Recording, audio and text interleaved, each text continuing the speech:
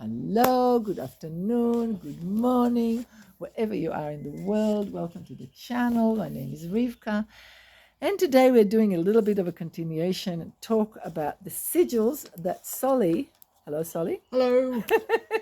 that Solee Created? created, No, I didn't or really. That no, I wrote down. yes, that you But wrote they down. already exist. That already existed. That's right.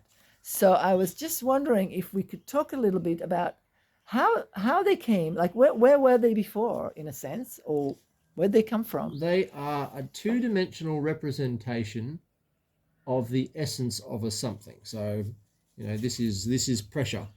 So, this is the two-dimensional representation of what pressure is. In the source of the universe, where our souls come from or whatever, this is actually a three-dimensional shape. It's moving and spinning and has a shape, like in the same way that my hand has a shape.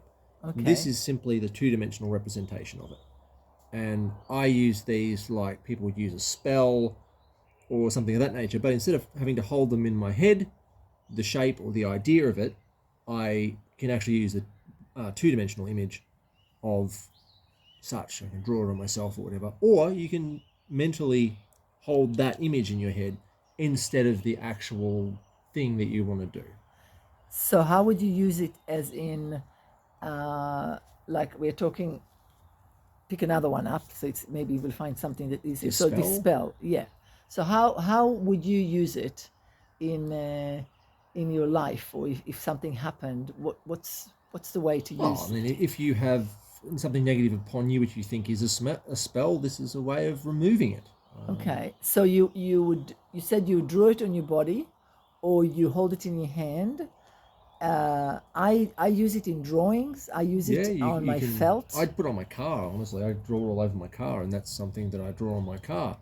Um, yeah, it's entirely up to you and how you want to use magic and your own powers. You can just hold the image, this image, in your head, or if you can hold the three-dimensional image in your head. And But being able to draw it means you don't have to hold that image sort of indefinitely while you're using it. You don't have to spend so much of okay, your so if own. you actually had it drawn, or like we did with a piece of wood, that we put it on it, Mm-hmm. in a sense, and that's where it's always there. You can use it when you need it. I use it in my garden on pieces of, like, I use the shape of grow Yep. in the garden, and it seems to help the movement in the garden and to help things to grow better. I'm just trying to think, like, to explain how does it help us, or how can we use it and create a better, almost like a reading. How do we know which one to use at what time? So it's like it's Well, I mean, you can use them like a tarot deck, and you shuffle them, and you pull out what you need, and it tends to work like that. But some of them are pretty self-explanatory. If you wake up and feel weak, you pull out the card that says strength. yeah. Oh, look, I got dispel again. Um, yeah, they're generally pretty self-explanatory. Yeah, If you don't know what you need, you can. Well, there's strength. The second one. yeah. Yeah. Okay, so you would draw, like, if you feel weak, you would draw it on you somewhere, You could draw it on and yourself. Yeah. that can help you, sort of, because in itself it's a three-dimensional, Yeah, or I even tend to more. try and put a little bit of energy into the sigil that I'm drawing. It just helps it. Oh, there's your grow you were talking about. Yeah, Um, it just helps it sort of come alive. Like drawing a pattern on a piece of paper doesn't necessarily have any like spiritual or magical properties, but yeah. if you put intent and purpose and a little bit of your own energy into it, then it does. Okay, so, like, I made that bunch of cards just by drawing them on each card, because it's easier for me to think. You have it in a book, right? Mm-hmm. You don't have it in Yeah, I've just got cards. a spell book. Yeah, we haven't sort of, so, and I don't use it. Oh, maybe it is like a spell, but I didn't always see it like this. I more see it as almost a form of reading. Mm-hmm. Like, so when I try and send, like, I do a healing on someone, that's sort of a distance healing mostly, then I do a drawing, and I pull different ones, or I use this different one as part of the drawing that will then create a story. So that's like a story. If Yeah, anybody and can. there is ways of combining them, and I've got a certain way of combining them, but I'm sure everyone else would as well. Yeah, so it doesn't have to be you think this way, because this is my way, which is different to yours. Yeah, When I I combine. tend to weave them into each other more. But Yeah. yeah, it's all about purpose and that sort of thing. Okay. And if you can image that, hold that image of the three-dimensional moving piece that they actually are, you can get a better idea of how they can join together as well. And do you think that there's other, like I know that every once in a while you come up with another one, another one comes back, Yeah. come down. So do you think there's like for other people maybe different runes that they or different sigils that they can create themselves? Definitely. Or Yeah, of course there is. Yeah.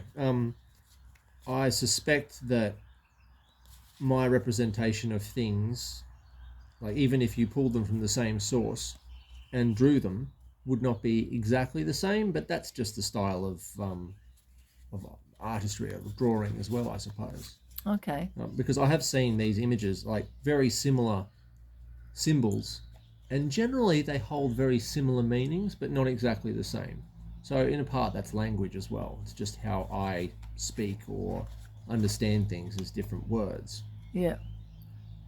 And can you create it, or can a sigil come for, I suppose, anything? Just about anything? Yeah. Yeah.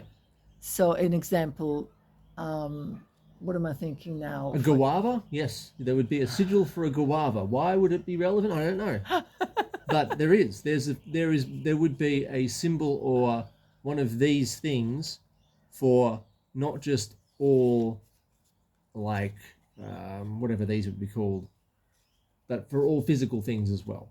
Okay. But some of the physical things might be bizarrely complex. Or, So, for instance, for someone who needs to concentrate, well, there's concentration in there. is there? I'm pretty sure there's a concentration one in there, but I don't know where it is. Oh, okay. I didn't think there was one for concentration. If there isn't one, you'll have to bring it No, I'll out. have to make one now. Yeah. Yeah. But I'm sure there is a concentration one. In fact, I'm Okay. certain I've got a concentration Focus. one. I think there's Focus. one for There's one focus. for focus, yeah. Yeah, there's definitely one for focus. Yeah. Okay. Yeah. All right. Okay, so if anyone wanted to talk to you about it, how'd they find you? You can go to, I think, Woodcraft and Wizardry on Facebook. Send me a message. Instagram's solee stagbeetle, I think. I don't know. You can track me down. You can just leave a comment here, and I can get in contact with you guys too. It's not too hard. And as I said, we don't have them printed. This is just I sort of we haven't been lazy, but we do a lot of stuff. So they do exist in like this form written down, but we haven't got a deck you can buy yet. Yeah. Maybe one day. Maybe one day.